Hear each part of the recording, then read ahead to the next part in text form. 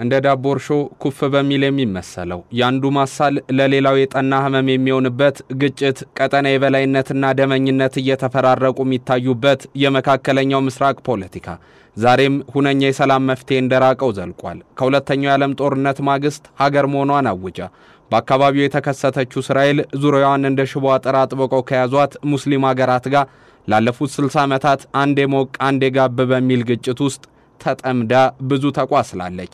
ከ6 ቀናት የአረብ ሀገራት እስከ ዮም ኪውፐር ጦርነት ከሲዩስ ካናል ቀውስ እስከ ጥቅምት 7 ድንገተኛ ጥቃት ድረስ ዋነኛ ሀገሪቱ በዙሪያዋ ካሉ አጎራባቾቿና እንቅልፋተው ውድቀቷን ከሚመኙላት ታጣቂዎች ጋር ደም እንድትቃባ ያስገደዱ ሁነቶች ሆነው የተመዘገቡም ናቸው። የጥቅምት 7 የሐማስ የድንገቴ ጥቃት ደግሞ ሀገሪቱ ከዚህ ቀደም ካሳለፈቻቸው ጦርነቶች በተለየ የበዛ ወታደር ያሰለፈችበት አለኝ ያለቻቸው መሳሪያዎች የምትጠቀምበት ቀጠናይና ዓለም አቀፍ የጦርነት ተዋናያኖች የበረከቱበት ሆኖም ቀጥሏል። 2 ዓመታትን የዘለቀው ይህ የእስራኤል ጥቃት ፕሬዝዳንቷን ባለም አቀፍ የጦር ወንጀለኞች ፍርድ ቤት ቢያቆምም ስለ ንጹሃን እንደማታስብ ደንታቢስ ሀገርም አድርጎ በብዙዎች ቢያሰላትም በዛች ጠባብ ሰርጥ ግን የምትፈጽመውን ጥቃት ለአንድ ሰኮንድ እንድታቆም አላደረጋትም። አንዴ የተስፋ ብርሃን የሚፈነጥቅበት ሌላ ጊዜ ደግሞ ሙሉ በሙሉ ደብዛው የሚጠፋው የተኩስ አቁሙ ሂደት አንድም የሰላም ተስፋ እንዲታይ ለማድረጉ ደግሞ በዛ አካባቢ የሆነው ነገር በቶሎ መፍትሄ እንደማያመጣ የሚያሳይም ነው። በትናንትናው ዕለት ደግሞ የመንን፣ ሊባኖስን፣ ሶሪያና የጋዛ ሰርጥን በአንድ ቀን ኢላማ አድርጋ በደበደበችበት ጥቃቷ 54 ሰዎችን ገላድራለች።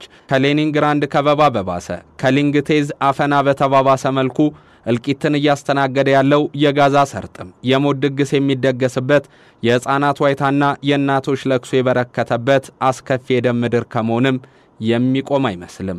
እንደ ሁልጊዜ ሁሉ ፊታቸው ላይ አንዳች መረበሽ ሳይታይባቸው በአገሪቱ መገናኛ ብዙሃን ቀርበው ስላደረጉትና ስለሚያደርጉት ጥቃት በኩራት የሚገልጹት ቤንያሚን ኔታንያሁ በጋዛም የሆነው የሚከር እንጂ የሚረግብ እንዳልሆነ ከትናንትናው ጥቃት በኋላም አስታውቋል።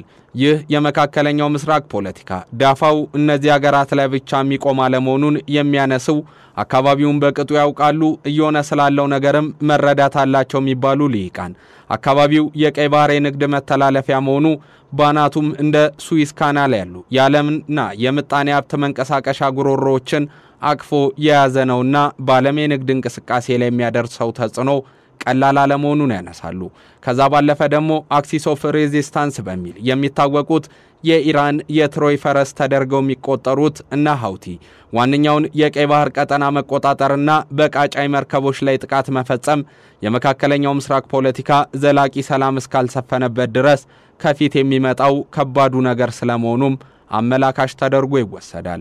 በአውሮፓ የጸረ ሴሜቲክ እንቅስቃሴ መፈጠር እና የናዚው ሂትለር 6 ሚሊዮን የሚደርሱ አይሁዳውያንን መጨፍጨፉ ከሁለተኛው የዓለም ጦርነት በኋላ እስራኤል በመካከለኛው ምስራቅ ሀያሉና እንደ ሀገር እንድትፈጠር አድርጓል። 100 ዓመት ያልደፈነችው እስራኤል የመካከለኛው ምስራቅ ሀያል ሀገሩና ብቅ ብላለች። የፋርስን ስልጣኔ ያዋለዱ የሜሶፖታሚያን እንቅስቃሴም ያዩ እነ ኢራንን እንዴት አገር ናችሁ ብልዬ ልቀበል እችላለሁ በሚል ንቀት ውስጥሙና ለመደብደብ ያዙ ይልቀቁኝ ስትል ማየት የተለመደ ነው። አሜሪካ የፍልስጤምና እስራኤል ይገባኛል ጥያቄ ያለበትን ኢየሩሳሌም ኤምባሲዋን በመክፈት ለእስራኤል ውግንናዋን ማሳየቷ በዚህ ቀጠና ያለ የተባባሰ ጉዳይ ተደርጎም ይነሳል። አሜሪካን ተከትለውም አንዳንድ ሀገራት ኤምባሲያቸውን ከቴል አቪቭ ወደ ኢየሩሳሌም ማዘዋወራቸውን ተከትሎ ነገሮች በትክክለኛው መስመር የሚሄዱም አይመስሉም። የዶናልድ ትራምፕ አስተዳደር በመካከለኛው ምስራቅ የእስራኤልን ተጠቃሚነት ያረጋገጠና የኢራንን መስፋፋት መክታት የሚችል ፖሊሲም ይከተላሉ። ይህ ፖሊሲያቸው ፍሬ አፍርቶ አረብ ኤሚሬቶችና ባህሬን ከባህረ ሰላጤው ሀገራት ከእስራኤል ጋር የወዳጅነት ውልን ይዘዋል። በዚህ አብርሃም ውል ስምምነት መሰረት ኢራን በዙሪያው ካሉ የአረብ ሀገራት ጋር እስራኤል የፈጠረችው የሰላም ሂደት ብዙም ያስደሰታትም አይመስልም። በወዳጅነታቸው ንግድ፣ በረራ፣ የዲፕሎማሲ ግንኙነትና መሰል ሂደቶችን ሊያደርጉም ሲስማሙ ታይተዋል። እንደ ኦማን፣ ሞሮኮ፣ ሱዳንን ከእስራኤል ጋር መልካም ግንኙነት እያደረጉ የሚገኙ ሀገራት ናቸው። ብዙዎቹ የአረብ ሀገራት ለእስራኤል ሀገርነት ዕውቅና ሳይሰጡ ለረጅም ዓመታትም ቆይተዋል።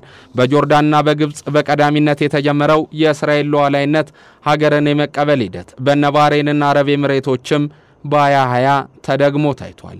በዚህ ሂደት ታዲያ እስራኤል ከአረብ ሀገራት ጋር ያላት ሰላም ትርፉ ምን ያህል ነው?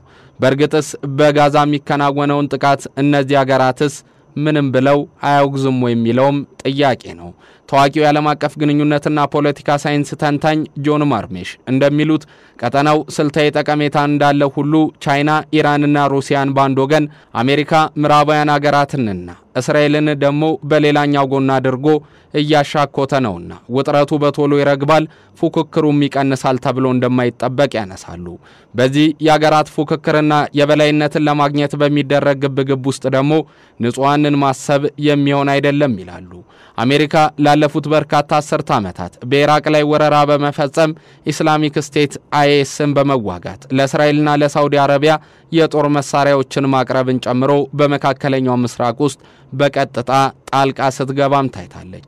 ለመሆኑ አሜሪካ በመካከለኛው ምስራቅ ያላት ፍላጎት ምንድነው? በጋዛ ያለው እልቂትስ እንዲቆም ተነሳሽነቷ ምን ያህል ነው የሚለው ጥያቄውንም ይቀጥላል። በአሁኑ ወቅት ከግብጽና አፍጋኒስታን ባሉ የቀጠናው ሀገራት የተሰማሩ ከ40 ሺህ በላይ ወታደሮች ያሏት ዋሽንግተን እንደ አውሮፓውያን አቆጣጠር 2007 በኢራቅ ብቻ ከ160 ሺህ የማያንሱ ወታደሮች ነበሯት። ይህ ደግሞ ያለ ምክንያት ይሆን አይደለም።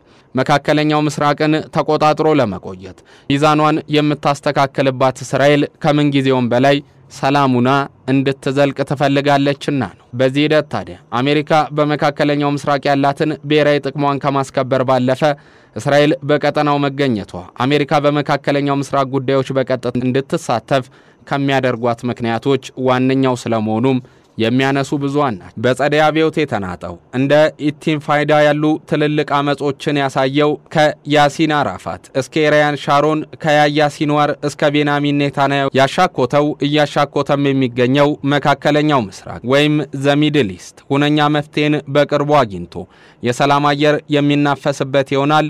ነገሩ ግን በቶሎ የሚሆን አይመስልም። ለሁሉም ግን ጊዜና ፖለቲካ ተገጣጥመው የራሳቸውን ምላሽ ይሰጣሉም ተብሎ ይጠበቃል። ይህን ትንታኔ ስናጠናቀር አልጀዚራ፣ ሚድል ኢስት ሞኒተርና ቢቢሲን በዋቢነት ተጠቅመናል።